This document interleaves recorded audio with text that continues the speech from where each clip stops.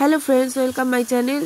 আশা করছি ভালো আছো সবাই। দেখো আজকে অল্প করে মাংস করেছিলাম, যেটা তোমাদের সামনে আমি তুলে ধরলাম। কিভাবে আমি করি সেটাই আমি তোমাদের সামনে তুলে ধরি।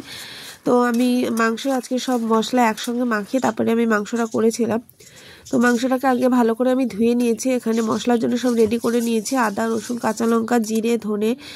এবারে দেখো মাংসটা আমি বসিয়ে দেবো। তো তার জন্য তেল গরম করে নিয়েছি, আর প্রথমে আলুগুলো আমি ভেজে নেবো। তো মাংসটা খুবই অল্প পরিমাণে ছিল, 500 মতো ছিল মাংসটা। তো আলুগুলো আমি ভেজে নিচ্ছি ভালো করে। আলু ভাজা হয়ে গেছে। এবার দেখো ওই তেলের মধ্যে আমি দিয়ে দেবো কাঁচা লঙ্কা আর জিরে। যেহেতু আমি আগেও বলেছি আমি শুকনো লঙ্কা বেটে ব্যবহার করি না, আমি সব কাঁচা লঙ্কাতেই রান্না করি। আর তরকারিতে কালারের জন্য আমি কাশ্মীরি লঙ্কার গুঁড়ো দিই, আর শুকনো লঙ্কা আমি ফোড়ন কিছু দিতে হলে তবে আমি ব্যবহার করি। এবার দেখো মশলাটা আমি মাখিয়ে নিচ্ছি। হলুদ প্রথমে দিয়ে দিয়েছি, তারপরে আমি আদা রসুন কাঁচা লঙ্কা জিরে ধরে যে পেস্ট করে রেখেছিলাম সেটা দিয়েছি। তারপরে গোলমরিচ গুঁড়ো কাশ্মীরি লঙ্কার গুঁড়ো আর একটু তেল, ভালো করে এটাকে আমি মাখিয়ে নেব। তো প্রথমে আমি ভেবেছিলাম যে মশলাটা একটু বেশি হয়ে গেছিলো, কিন্তু না, যখন আমি রান্না করেছিলাম খুব একটা বেশি হয়নি মশলাটা।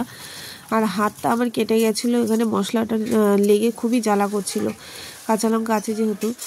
এবার আমি একটা টমেটো ছিল সেটা একটু পেস্ট করে নেবো। আর এদিকে দেখো পেঁয়াজটা আমার ভাজা হয়ে গেছে। পেঁয়াজটা ভাজা হয়ে যাওয়ার পরে আমি মাংসটা মাখিয়ে রেখেছিলাম কিছুক্ষণ 10 মিনিট মতো, তারপরে আমি দিয়ে দিলাম। এবার এটাকে আমি কষাতে থাকবো। আর হলুদটা একটু আমার কম হয়ে গেছিলো, আবারও হলুদ আর লঙ্কার গুঁড়ো একটু দিয়ে দিয়েছি। কাশ্মীরি লঙ্কা ঝাল হয় না, এটা শুধু কালারের জন্য। এবার আবারও খানিকক্ষণ ধরে আমি কষাতে থাকবো। আর এদিকে যে টমেটো আমি পেস্ট করেছিলাম সেই টমেটোটা আমি দিয়ে দিলাম। তো এভাবে আমি কষিয়ে নেবো। খানিকক্ষণ কষানোর পরে তারপরে আমি নুন দিয়েছি, আবারও কষিয়ে নেবো। টমেটো দেওয়ার পরে নুন দিয়েছি, তারপরে আমি আবারও কিছুক্ষণ ধরে কষাবো। এটা কষাতে কষাতে এই মশলাটা জলটা টেনে যাবে, আর পাশে থেকে দেখো তেল বেরিয়ে আসবে অনেকটা। কিছুটা হয়েছে কষানো, তারপরে আমি আলু যে ভেজে রেখেছিলাম আলুটা দিয়ে দিয়েছি। আলুটা দেওয়ার পরও আবার কষাতে থাকবো।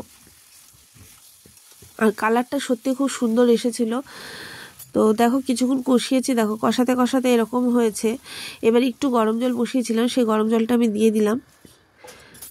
আর আজকে যেহেতু অন্য কিছু হবে না, একটু ঝোল ঝোল রাখবো, যেহেতু ছেলে মাংসের ঝোল হলে রাতেও ভাত খায়, নাহলে এমনি সময় রুটি খেতে চায়।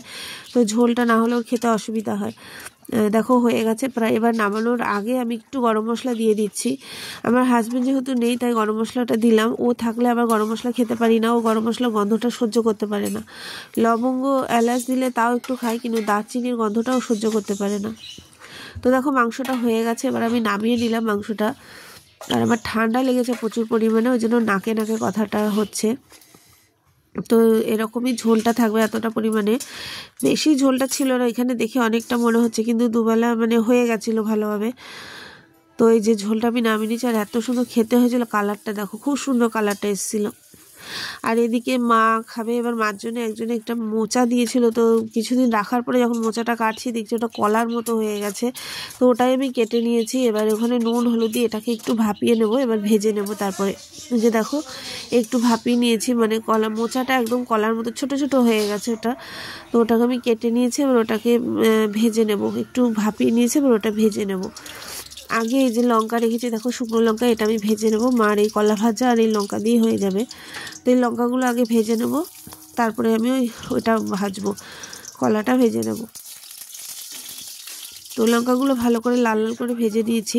এবারে কাঁচা লঙ্কা দিয়ে দিয়েছি, আর একটু সামান্য সর্ষে দিয়ে দিয়েছি। সর্ষে দেওয়ার পরে যখন দেখবে যে সর্ষেটা তেলে দেওয়ার পরে না যে খুব ছিটে ফুটে ফুটে সারা জায়গায় লেগে যায়, তখন একটু সামান্য নুন দিয়ে দিলে সর্ষেটা আর ফোটে না, একদম ফুটবে না। সর্ষে দেওয়ার আগে একটু নুন দিয়ে তারপরে সর্ষে দেবে, দেখবে সর্ষেটা সারা জায়গায় ছিটিয়ে আসে না। তো আমি নুনটা পরে দিয়েছি, আগে দিতে ভুলে গেছি। এবারে দেখো আস্তে আস্তে করে এটাকে আমি ভেজে নেবো। যেহেতু আগে নুন দেওয়া ছিল, পরে সামান্য নুন দিয়েছি। যখন আমি জলে সেদ্ধ বসিয়েছিলাম আমি নুন দিয়ে নিয়েছি, পরে অল্প নুন হলুদ দিয়েছি। তো আজকের এই ছিল আমার রেসিপি।